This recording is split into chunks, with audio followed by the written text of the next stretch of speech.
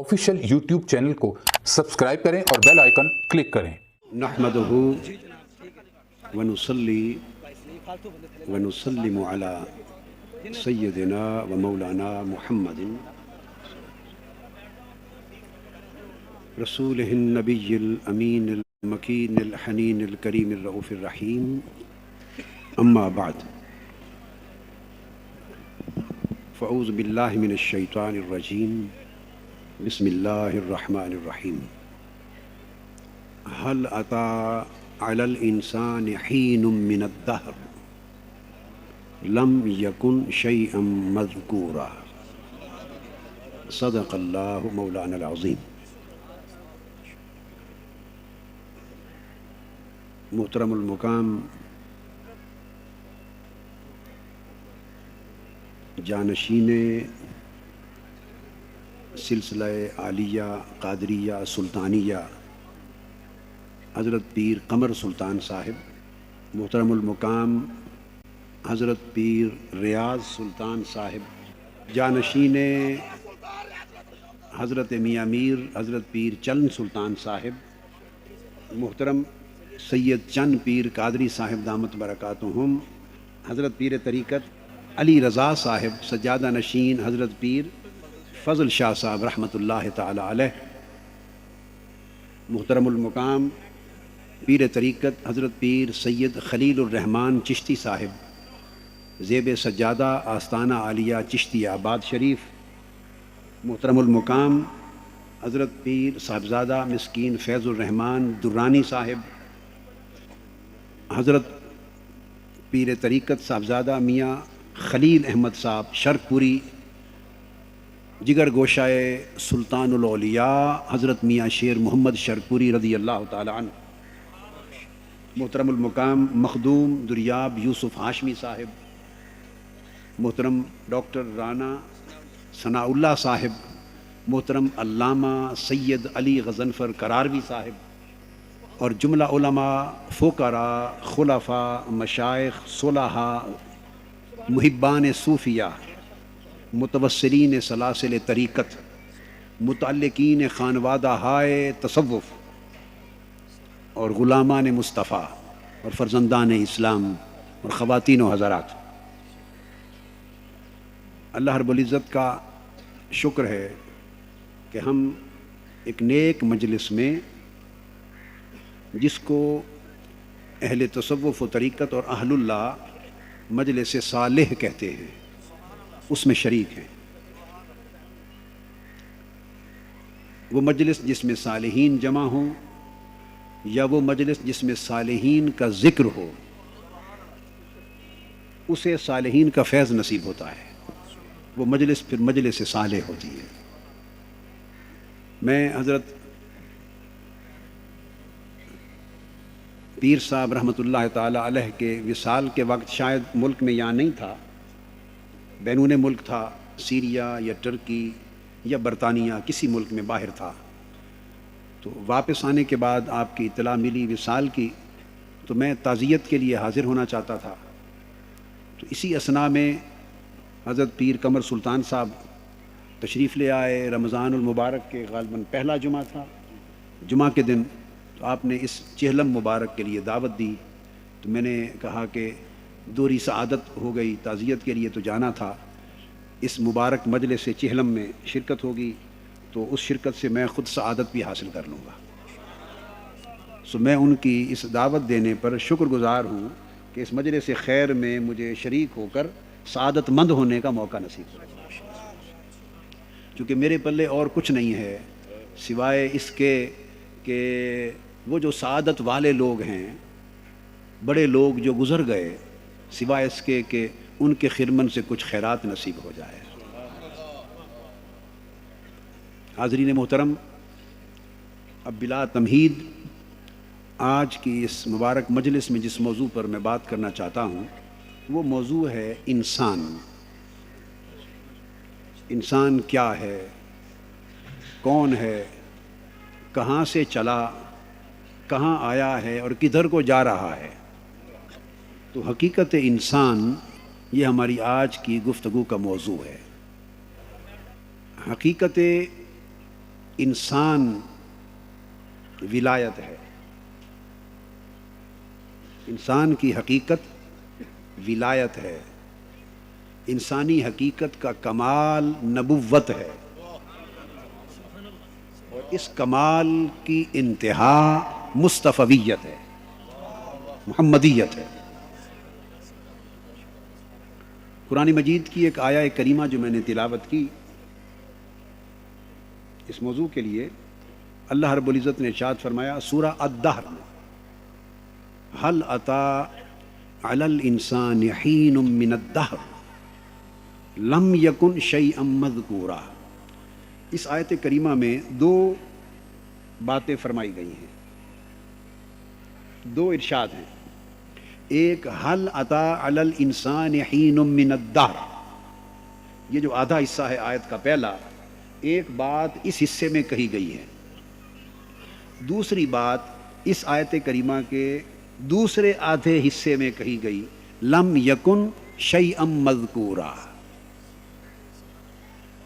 ترجمہ یہ ہے کہ انسان پر حل عربی زبان میں، لغت میں ویسے تو کیا کے معنی میں استعمال ہوتا ہے، سوال اور استفہام کے لیے، مگر یہاں سوال اور استفہام کیا کے معنی میں نہیں، یہاں تقریر و تاکید، ایک بات کو پازیٹیولی مثبت طریقے سے بیان کرنے اور اس کی تاکید اور پورے زور کے ساتھ اس کے اظہار کرنے کے لیے بیان ہوا ہے۔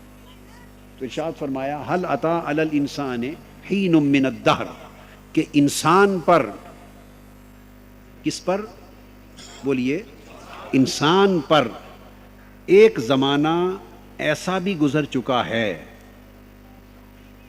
انسان پر ایک عرصہ حیات، ایک زمانہ انسان پر ایسا بھی گزر چکا ہے، کیسا؟ لم یکن شیئا مذکورا، کہ جب وہ کوئی شیء مذکور نہ تھا، یعنی اس کا کوئی ذکر نہ تھا، اس کا کوئی ذکر نہ تھا۔ اب جو توجہ طلب بات ہے وہ یہ کہ اللہ پاک نے یہ نہیں فرمایا کہ انسان سے پہلے ایک زمانہ ایسا گزر چکا ہے کہ کوئی بھی قابل ذکر نہ تھا، یوں بات نہیں کی، فرمایا کہ انسان پر ایک زمانہ ایسا گزر چکا ہے، جس کا مطلب ہے کہ انسان تھا، انسان تھا، تبھی تو وہ زمانہ اس پر گزرا ہے۔ دیکھو نا، اگر آپ گھر میں کوئی ایک مشکل دور آ گیا ہو آپ کی فیملی میں، یا فراخی کا دور آ گیا ہو جس میں بڑی بے تحاشا دولت آئی آپ کے گھر اور خوب ریل پیل ہو گئی، اور آپ ابھی پیدا نہیں ہوئے تھے، پیدا، تو ماں باپ اس دور کا ذکر کریں تو وہ یہ نہیں کہیں گے کہ آپ پر ایک دور ایسا گزرا ہے کہ بڑی ریل پیل تھی، کوئی کہے گا؟ نہیں، آپ تو تھے ہی نہیں۔ ماں باپ کہیں گے بیٹے آپ کے پیدا ہونے سے پہلے ہمارے گھر پہ ایک دور ایسا آیا کہ بڑی ریل پیل تھی، تو کہا جائے گا کہ آپ سے پہلے ایک دور میں بڑی ریل پیل تھی، کیونکہ وہ آپ کی آمد سے پہلے کی بات ہے۔ تو جب اللہ نے اور جب کہا جائے کہ اس پر ایک دور گزرا ہے، تو جس پر گزرا ہے یہ تو طے ہو گیا کہ وہ موجود تھا۔ اب جو عالم عدم کی بات ہوتی ہے، اس عدم میں ایک وجود ہے، اس دور عدم میں ایک وجود ہے۔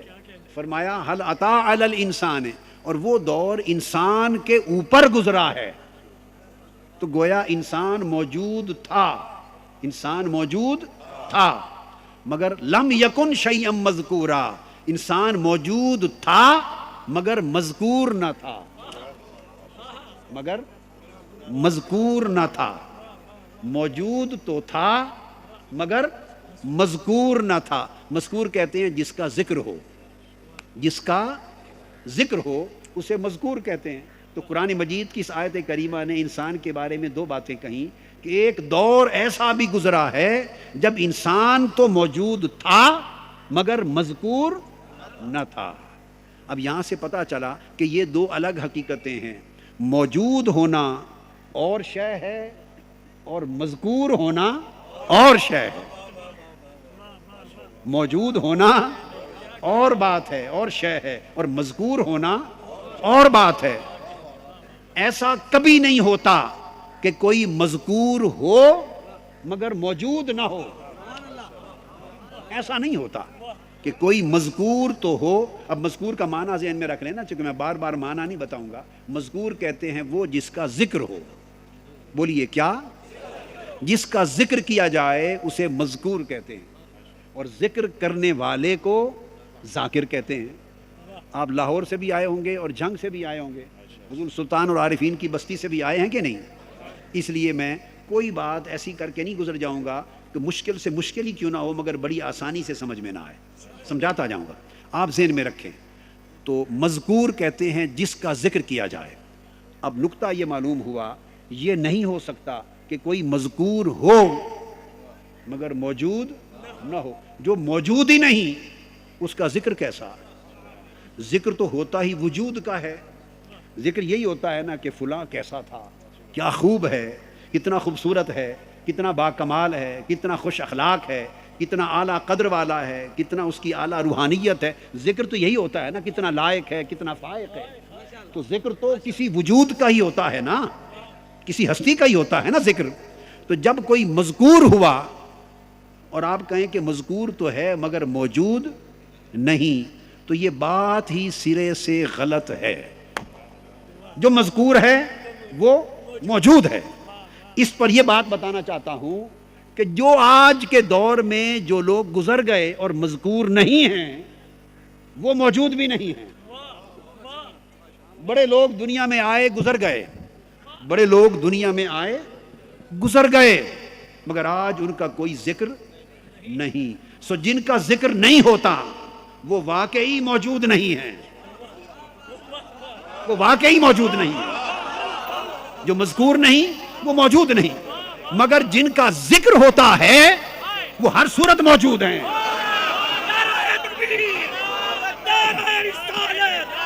سو جن کا ذکر ہوتا ہے،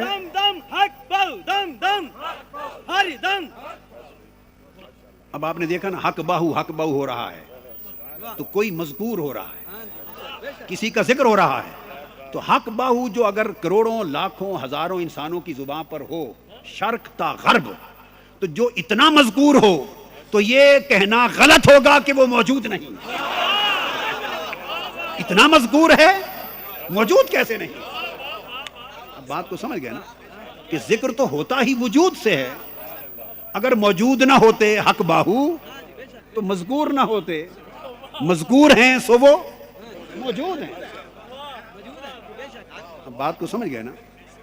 یہاں ضمناً بات کو روک کر موضوع آگے بڑھنے کی بجائے اس نقطے کی ایک قرآنی وضاحت کر دوں۔ کیا کر دوں؟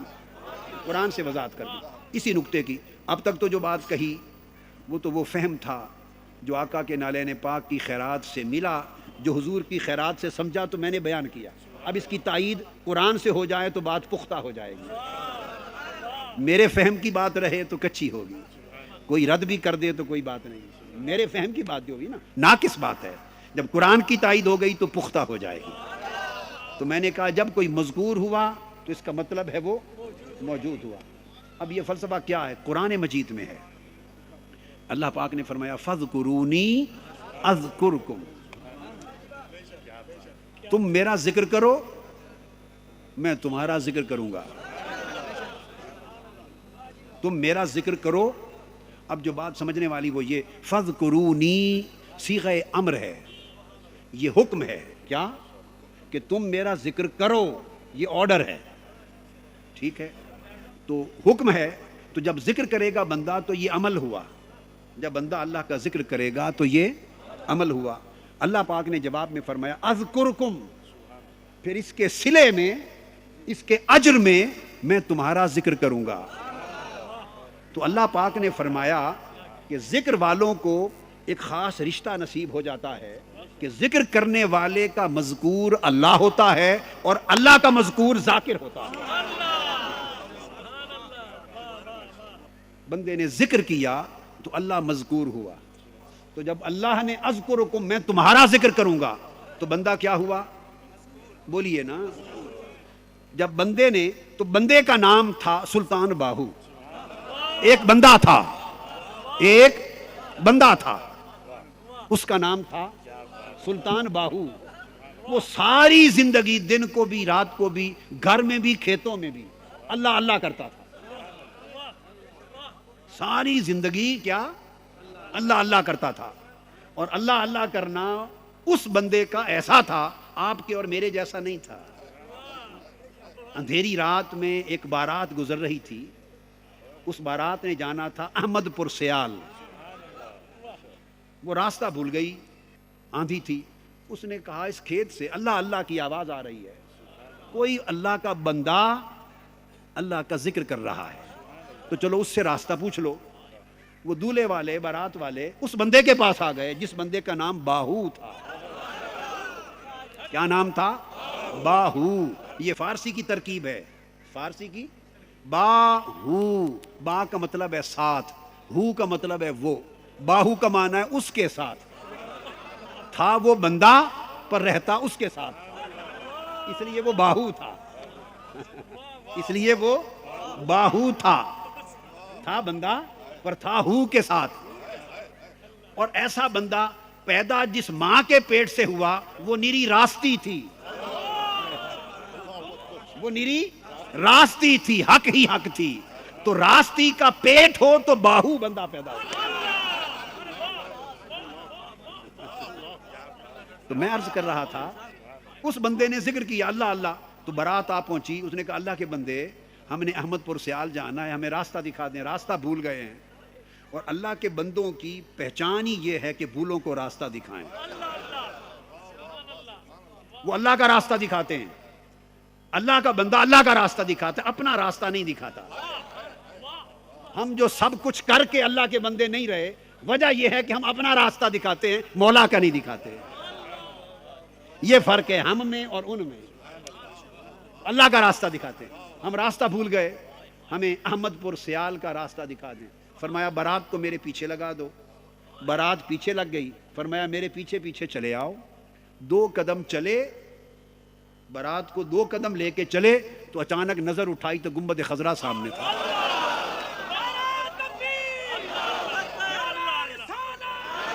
2 قدم چلے تو وہ جو اللہ کا بندہ تھا. یاد رکھ لیں، ولی بندہ ہوتا ہے، اسے کوئی خدا نہیں سمجھتا، اور جو اسے خدا کہے وہ کافر ہے. جو خدا کہے وہ کافر ہے، اور جو خدا سے جدا کہے وہ گمراہ ہے. یہ بیچ بیچ کی بات ہے، یہ بات بیچ بیچ میں ہے.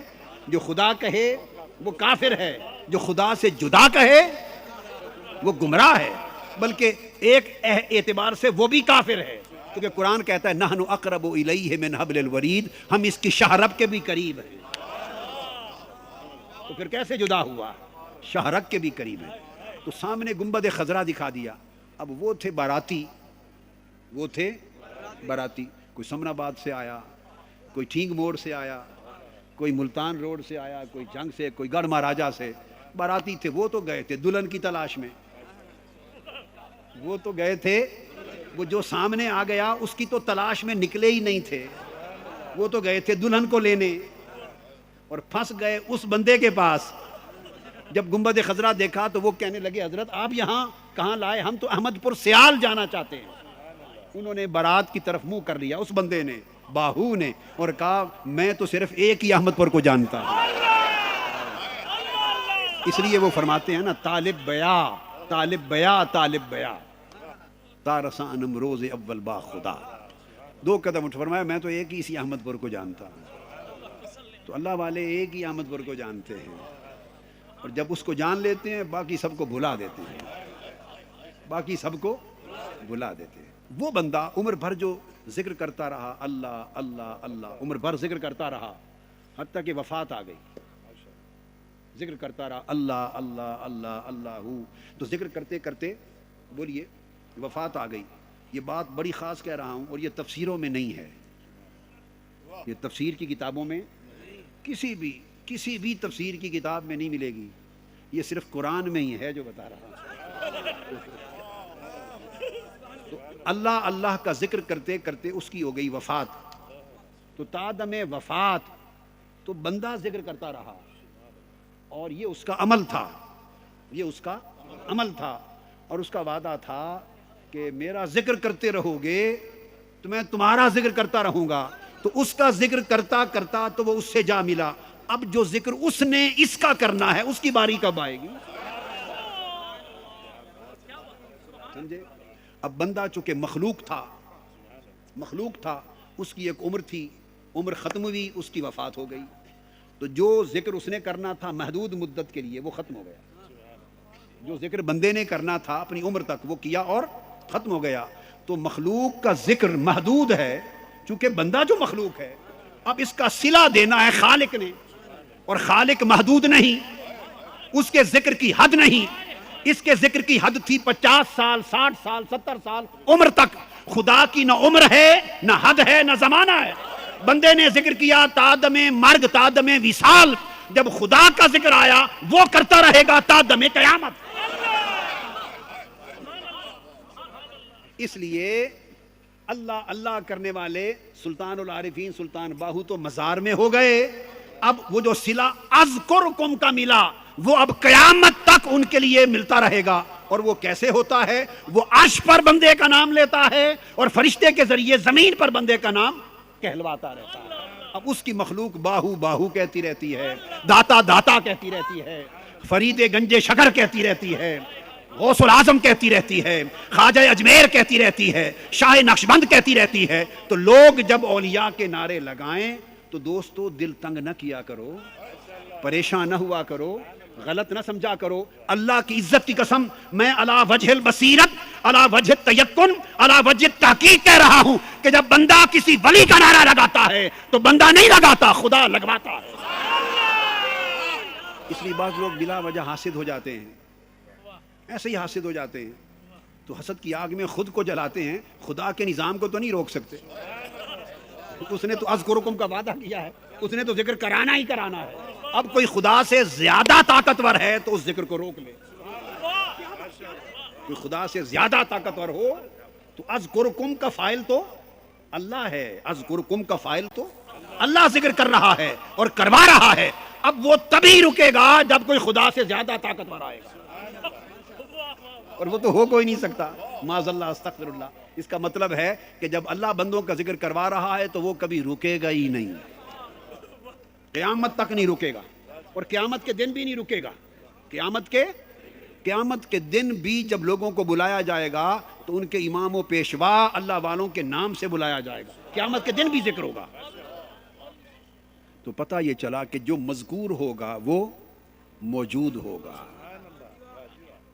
یہ تو ہوتا ہے کہ مذکور ہو اور موجود نہ ہو، یہ نہیں ہو سکتا، مگر اس کے برعکس ممکن ہے، اس کے برعکس ہے کہ موجود ہو مگر مذکور نہ ہو، موجود ہو مگر آپ میں سے کتنے بیٹھے ہیں، ہم میں سے موجود ہیں مگر مذکور نہیں۔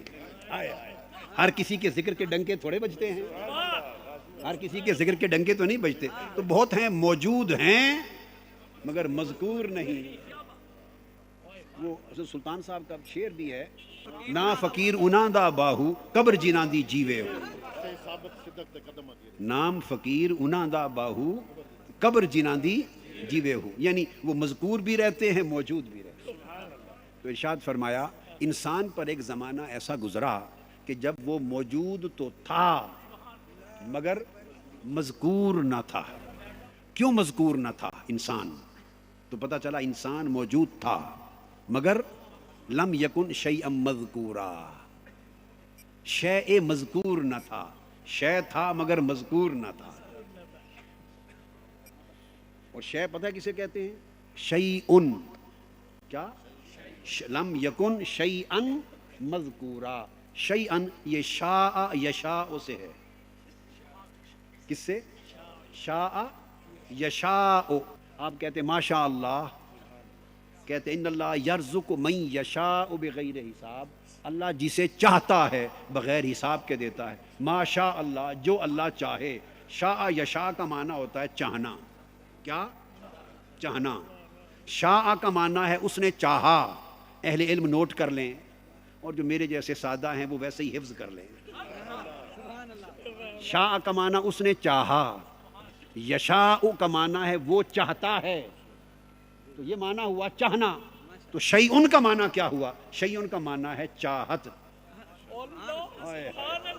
جسے چاہا گیا اس کو شے کہتے ہیں، جس کو چاہا گیا اسے شے کہتے ہیں۔ تو شے کا معنی ہے جسے چاہا گیا۔ اب آ جائیے آیت پر، لم یکن شیئا مذکورا، انسان موجود تھا، ولم یکن شیئا مذکورا، مذکور تو نہ تھا مگر چاہا گیا تھا، وہی تو چاہت تھی خدا کی، وہ چاہت تھا، اسے چاہا گیا، موجود تھا پر مذکور نہ تھا۔ مذکور کیوں نہ تھا؟ مذکور کے لیے شرط ہے کہ وہ ظاہر ہو۔ اب آگے چل رہے ہیں، ذکر کے لیے شرط ہے کہ پہلے ظہور ہو۔ کیا؟ جب کوئی چیز ظاہر ہی نہیں تو اس کا ذکر کیسے ہوگا؟ بولیے، کوئی چیز آپ پر ظاہر ہی نہ ہو اور مستور ہو، چھپی ہوئی ہو، اس کا ذکر کریں گے؟ ذکر تو ہوتا ہی ظہور سے ہے، جتنا ظاہر ہوا اتنا ذکر ہوا، اور جیسا ظاہر ہوا ویسا ہی ذکر ہوا۔ تو ذکر تب ہوتا ہے، مذکور تب ہوتا ہے جب کوئی شے ظاہر ہوتی ہے، اور جب کوئی مستور ہوتا ہے، مستور کہتے ہیں پردے میں چھپا ہوا، پردے میں چھپا، اس کو کہتے ہیں مستور۔ جب کوئی مستور ہوتا ہے اس لیے مذکور نہیں ہوتا، چونکہ ظاہر نہیں تو ذکر کون کرے؟ اب ایک بات جو بڑی توجہ والی اور بڑی باریک اور لطیف ہے مگر سمجھ آسانی سے آ جائے گی، تو اللہ نے فرمایا کہ ایک زمانہ انسان پر ایسا گزرا کہ جب وہ شیء مذکور، وہ تھا مگر مذکور نہ تھا۔ تو یہ جو بات اللہ نے کی تو اللہ نے ذکر کیا یا نہیں کیا؟ تو مذکور تو ہوا۔ جب کہا کہ انسان موجود تھا مگر مذکور نہ تھا، یہی تو ذکر ہے،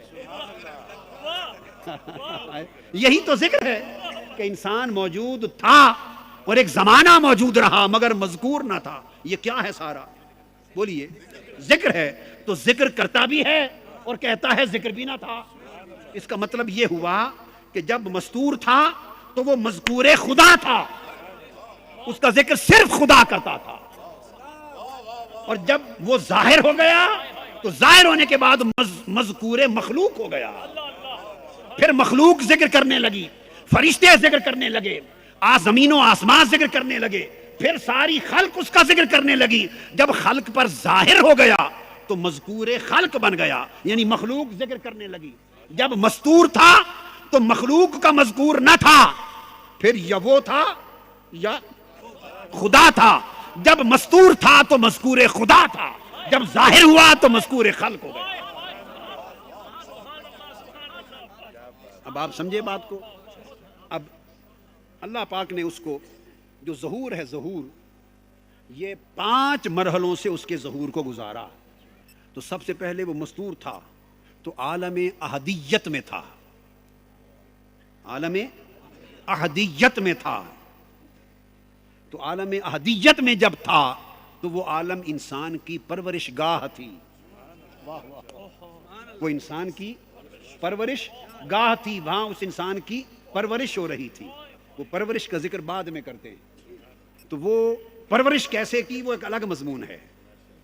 جب تک عالم احدیت میں تھا تو عالم احدیت مستور تھا اس میں، تو وہ انسان کی پرورش گاہ تھی جہاں اس کی پرورش ہو رہی تھی، اسے پالا جا رہا تھا فیض الوہیت سے،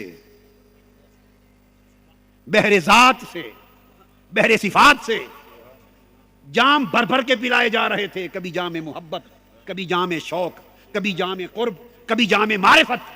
یہ جاموں پہ جام پلائے جاتے اور پرورش کی جاتی تھی، پالا جا رہا تھا، کبھی ذات کے فیض سے، کبھی صفات کے فیض سے۔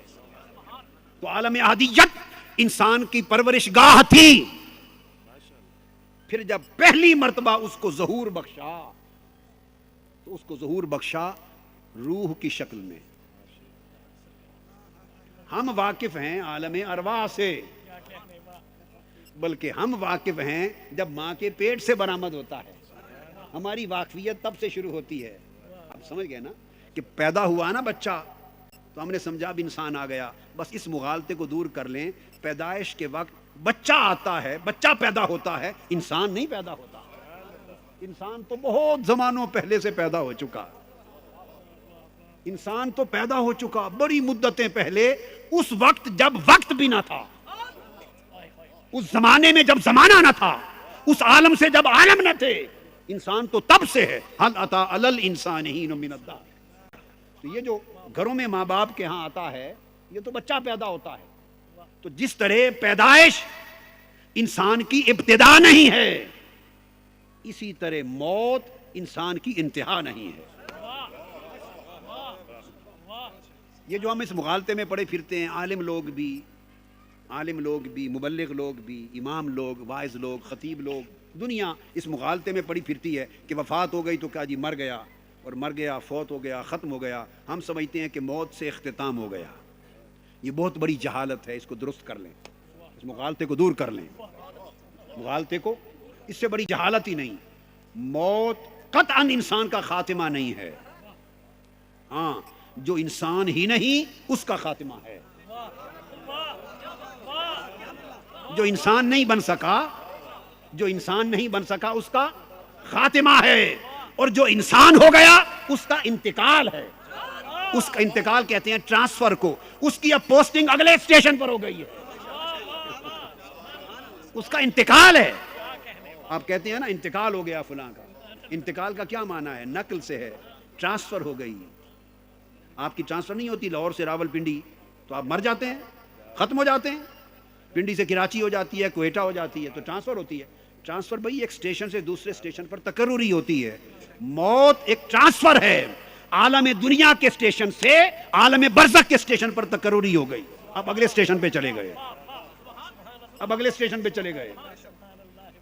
پہلے جب تک یہاں تھے, یہاں والے ملتے تھے. اب اگلے برزخ کے اسٹیشن پہ رہتا ہے. کوئی جا سکے تو آج بھی دیکھ لے, اگر اس سے وہاں والے ملتے ہیں. میں یہ عرض کر رہا تھا کہ موت اسی طرح انسان کی انتہا نہیں ہے جیسے پیدائش انسان کی ابتدا نہیں ہے. نہ پیدائش کے وقت انسان شروع ہوتا ہے, وہ پہلے سے شروع ہے, اور نہ موت کے وقت انسان ختم ہوتا ہے. یہ تو اسٹیشن در اسٹیشن انتقال ہے, ارتحال ہے, رحلت ہے.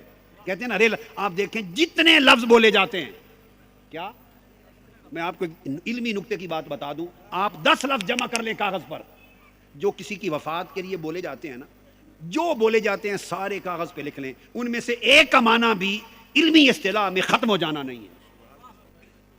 نہ موت کا معنی ختم ہونا ہے. اب میں علم لغت کی بات کر رہا ہوں. دنیا کی کل کتب لغت اٹھا لیں, قرآن اٹھا لیں, حدیث اٹھا لیں, کتب لغت اٹھا لیں, موت کا معنی خاتمہ نہیں ہے. اصل لغوی معنی کیا؟ وفات کا معنی بھی کہتے ہیں نا وفات پا گئے. وفات کا معنی خاتمہ نہیں ہے, بلکہ معنی ہے پورا ہو جانا, یعنی اب پورے ہو گئے. جو زمانہ یہاں کا تھا پورا ہو گیا, خاتمہ نہیں ہے. یا آپ کہتے ہیں موت, یا کہتے ہیں وفات, یا کہتے ہیں وصال, یا کہتے ہیں انتقال, یا کہتے ہیں رحلت. کتنے لفظ بولتے ہیں, ان میں سے ایک کا لفظ کا معنی بھی خاتمہ نہیں ہے. تو خاتمہ کہاں سے نکالے پھرتے ہیں؟ ہم نے اپنا ہی خاتمہ کر رکھا ہے. خاتمہ آ کہاں سے گیا؟ جب خدا ختم نہیں کر رہا تو آپ کیوں خاتمے کے پیچھے پڑ گئے؟ آپ سمجھ گئے نا. تو اللہ رب العزت نے اس کو انتقال کیا ہے.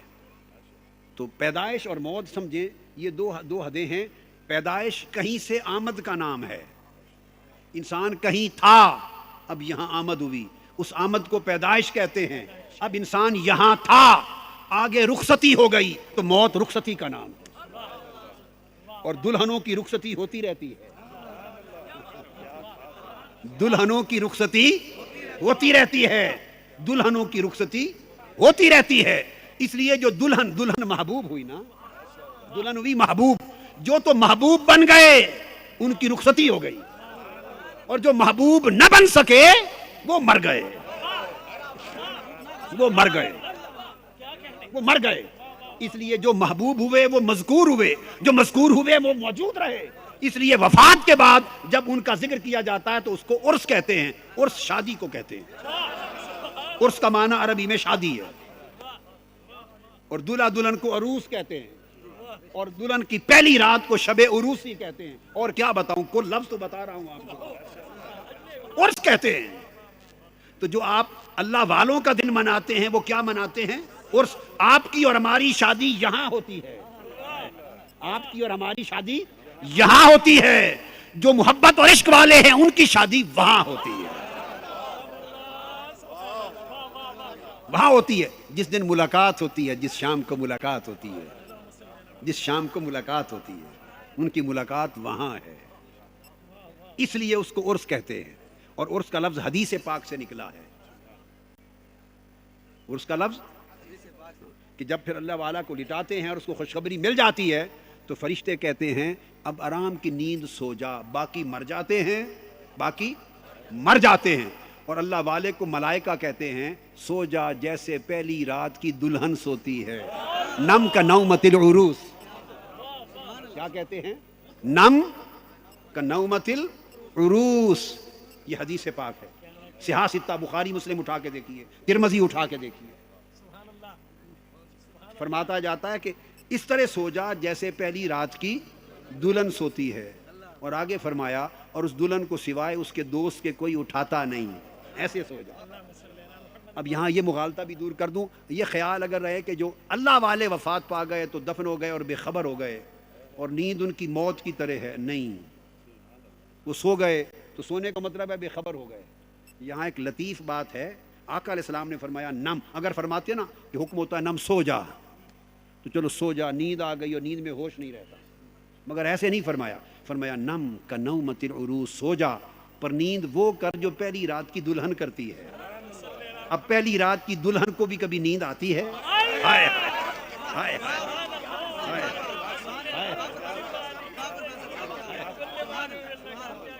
ارے دلہن کو، پہلی رات کی دلہن کو نیند آتی ہے؟ میں ہوں جھنگ دی پنجابی زبان ہے ایک جملہ بولنے لگا، لاہور والوں کو سمجھنا ہے تو مجھے ترجمہ نہ پوچھیں۔ پہلی رات کی دلہن کو کبھی نیند آتی ہے؟ بولیے، آتی ہے؟ کبھی آتی ہے؟ نہیں آتی۔ ہاں، ایک دلہن کو پہلی رات بھی نیند آتی ہے جو قسم ہوتا مورکھ ہوئے، جو قسم مورکھ ہوئے، مطلب ہے نکما، بیکار، کسے کام دا نہ ہوئے، نہ کھیت ہوئے، پھر واقعی نیند آتی ہے۔ پھر اس نے کس کے لیے جاگنا ہے؟ پھر کس کے لیے جاگنا ہے؟ ہائے ہائے ہائے، پھر کس کے لیے جاگنا ہے؟ تو وہ جو قسم والی نہیں ہیں وہ تو سوتی ہیں،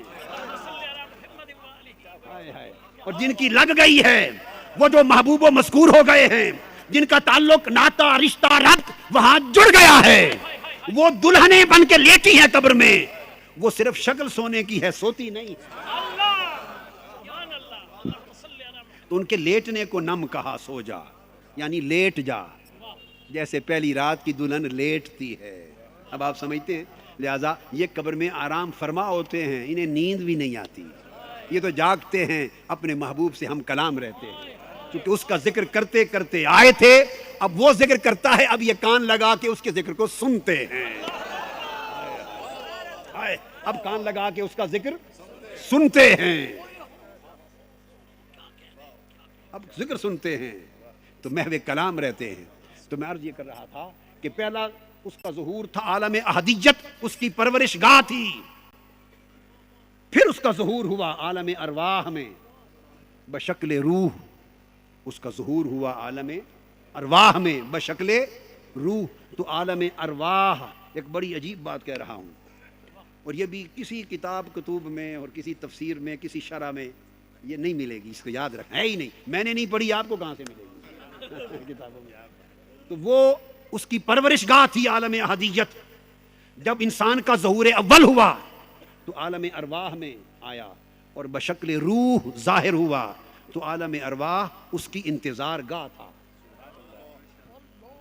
عالم ارواح اس کی انتظار گاہ تھا، کب باری آتی ہے تو مجھے آگے بلاوا آتا ہے، وہ اس کا ویٹنگ روم تھا، انتظار گاہ تھا عالم ارواح۔ پھر اس کا اگلا ظہور ہوا اس عالم شہادت اور عالم اجسام میں، اس عالم ناسوت میں، عالم دنیا میں، وہ جو ماں کے پیٹ سے آیا، یہ اگلا ظہور ہوا تیسرا۔ تو یہ دنیا عالم ارواح کے بعد عالم اجسام، یہ عالم شہادت، یہ اس کی امتحان گاہ بن گیا۔ عالم احدیت اس کی پرورش گاہ تھا، عالم ارواح اس کی انتظار گاہ تھا. یہ ہے انسان. یہ عالم شہادت و عالم دنیا اب اس کی امتحان گاہ ہے. ہم سب امتحان گاہ میں بیٹھے. دیکھو کون پاس ہوتا ہے کون فیل. ہم امتحان گاہ میں بیٹھے ہیں. تو جو امتحان گاہ میں ہوں کبھی وہ بھی خوش و خرم ناچتے کودتے ہیں، وہ بھی خوشیاں مناتے ہیں. جو امتحان گاہ میں ہیں ان سے پوچھو، ان کی تو جان پر بنی ہوتی ہے. اس لیے اللہ والے جب یہ رہتے ہیں یہاں تو ان کی جان پہ بنی رہتی ہے. ہائے ہائے ہائے. ہم امتحان گاہ میں ہیں تو عالم دنیا بند انسان کا امتحان گاہ ہے. پھر جب وفات ہوتی ہے تو یہ اگلا ظہور ہے. وفات کے بعد پھر اگلا جو عالم برزخ و قیامت، برزخ اور قیامت تک، یہ جو اگلا عالم برزخ و قیامت ہے یہ اس کی نتیجہ گاہ ہے. عالم دنیا انسان کی امتحان گاہ ہے، پھر عالم برزخ و قیامت اس کی نتیجہ گاہ ہے، اس کی نتیجہ گاہ ہے. اور اس کے بعد اللہ کا بندہ وہ انسان جب نتیجے میں کامیاب ہو کر جب عالم خلد میں داخل ہوتا ہے، جنت میں، کیا جنات الفردوس، عالم خلد میں داخل ہوتا ہے تو وہ اس کی آرام گاہ ہے. عالم خلد، عالم جنت، عالم فردوس اس کی آرام گاہ ہے. مگر ابھی تک اس کا تڑپنا ختم نہیں ہوا. پھر عالم خلد کے اندر ایک میدان ہے اور ہر جمعے کو وہاں ایک نظارہ لگتا ہے. اس کو میدان مزید، عالم مزید کہتے ہیں. وہ عالم مزید اس انسان کی جلوہ گاہ ہے. وہاں ہر جمعے کو تخت لگے گا اور ساروں کی مسندیں بچھیں گی اور رب کائنات حسن مطلق کے ساتھ جلوہ گر ہوں گے اور پردوں میں عاشقوں کو جلوہ کرایا جائے گا. ایسے باریک پردے کہ ہوگا پردوں میں مگر پردے حائل بھی نہیں ہوں گے. تو عالم مزید جلوہ گاہ ہے. تو انسان کا سفر یہ ہے کہ عالم احدیت اس کی پرورش گاہ ہے، عالم ارواح اس کی انتظار گاہ ہے، عالم شہادت عالم دنیا اس کی امتحان گاہ ہے، عالم برزخ و قیامت اس کی نتیجہ گاہ ہے، عالم جنت و خلد اس کی آرام گاہ ہے، اور عالم مزید اس کی جلوہ گاہ ہے، جہاں پھر یار کے جلوے میں گم ہو جائے گا. جہاں سے آیا تھا وہاں آیا بھی اس کی قربت کی جگہ سے تھا، جہاں کوئی اور نہ تھا، بس وہ حسن مطلق تھا، وہ اس کا ذاکر تھا اور یہ مذکور تھا. اور یہ جب اس کی تسبیح کرتا تھا تو یہ ذاکر تھا، وہ مذکور تھا. بس اس قربت خاص کے عالم سے آیا تھا اور جلوہ خاص کے مقام پہ سفر کا اختتام ہوگا. اس لیے عارفوں نے کہا اس مقام کو یاد کر کے کہ وس دے ہاں سے کہ وس دے نا سے تیری جھوک دے آسے پاسے، سن دے ہاں سے تیری مٹھیاں گالی تے سونا یار سنیندہ ہاسے. تو عارف لوگ یہاں دنیا میں ہمیشہ اسی یاد میں مست رہتے ہیں. اس لیے انہیں نہ پیسے کی طلب، نہ دنیا کی ہوس، نہ لوگوں کا لالچ، نہ کسی قسم کا تمنا منصب کا حرص، نہ لالچ، نہ یہ طلب نہ وہ طلب. بلکہ مجھے یہ ایک اجتماع تھا جو سلطان العارفین جیسے کہ نا طالب بیا روز کسی نے مجھ سے پوچھا کہ شیخ کامل، پیر کامل کی پہچان کیا ہے.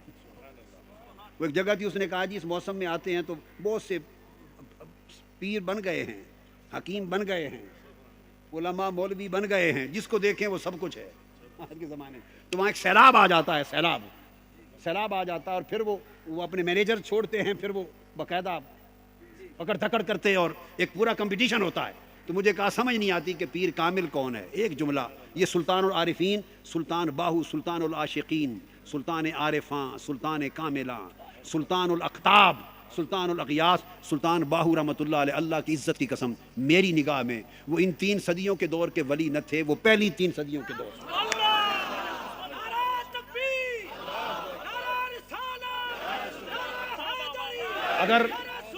اگر یہ ان کی ولادت و وفات کا زمانہ، یہ جو مدت زمانی، یہ میرا وجدان ہے. میں نے بڑی زندگی ان کے قدموں میں گزاری ہے. جنگ میں بچپن سارا، عشاء سے فجر تک ساری رات ان کی قبر انور کے پائنتی بیٹھ کے فجر تک جاگ کے گزاری ہے. بچپن گزارا سارا. میں کسی اور نگاہ سے ہم دیکھتے جانتے ہیں. اگر یہ زمانی جو تعین ہے نا، جس زمانے میں آئے، یہ مجبوری نہ ہوتی تو میں ان کا شمار اس دور کے اولیاء میں کرتا جس دور میں سری سقطی تھے. सरी सकती थे, जिस दौर में जुनैद बगदादी थे, जिस दौर में बायजीद बुस्तामी थे, जिस दौर में अबुल हसन खिरकानी थे, जिस दौर में इब्राहिम बिन अदहम थे, फुज़ैल इब्न अयास थे, राबिया बसरी थी, वो अपने ज़ौक़, बेनियाजी, ताल्लुक बिल्ला, शान अबदियत, शान फनाहियत, इस विलायत के मुकाम में उस सदियों के लोगों में से थे। तो उनकी इस्तिग़ना की बात करता हूँ कि वली कौन होता है। किसी ने पूछा कि इतना तूफ़ान आ जाता है कि ख़बर नहीं रहती कि पीर कामिल की, वली कामिल की पहचान कैसे करें। मैंने कहा सादा पहचान है, वली और मर्द कामिल वो है जिसे मुरीदों की तलाश न हो, जिसे मुरीदों की, जो मुरीदों की तलाश में मारा मारा फिरे, वो तो अभी मुरीदों का तालिब है, खुदा का तालिब कब बनेगा। कामिल वो है उसे मुरीदों की तलाश न हो, मुरीदों को उसकी तलाश हो, उसके पीछे मारे मारे फिरे। अल्लामा ने कहा काफिर की ये पहचान कि आफाक में गुम है, और मोमिन की ये पहचान कि गुम उसमें है आफाक। तो जो कामिलीन हैं, औलिया कामिलीन, वो बंदों को पकड़ के वासिल बिल्ला करते हैं और उनको सैर इलल्लाह देते हैं। तो मैं इतनी बात पे गुफ्तगू ख़त्म करता हूँ, क्योंकि इसके बहुत सारे गोशे मज़ामीन हैं। वो मैंने कहा ना कि फिर वो आलम अहदियत में जब मस्तूर था, तो मस्तूर होने के दौर में परवरिश कैसी, फिर एक नए मज़मून है काफ़ी। आज की मजलिस के लिए जितनी बातें हो गई ये बहुत हैं। हमें अल्लाह रब्बुल इज़्ज़त औलिया अल्लाह के मुकाम व मारिफत को पहचान करने की तौफ़ीक दे, उनकी राह पर चलने की तौफ़ीक दे, और दुनिया से दिलों को बेरग़बत करे। मेरी दुआ इस मजलिस में ये है अल्लाह वालों की कि अल्लाह दुनिया से हमारे दिलों को बेरग़बत करे और अपने हबीब की रग़बत व चाहत हमारे दिलों में भर दे। अगर आखिरत की तरफ रग़बत और मौला की चाहत आ जाए तो आप उस राह पर, तरीक़ पर चल गए। वमा अलैना इल्लल बलाग। शेखुल इस्लाम डॉक्टर मोहम्मद ताहिरुल कादरी के ऑफिशियल यूट्यूब चैनल को सब्सक्राइब करें और बेल आइकन क्लिक करें।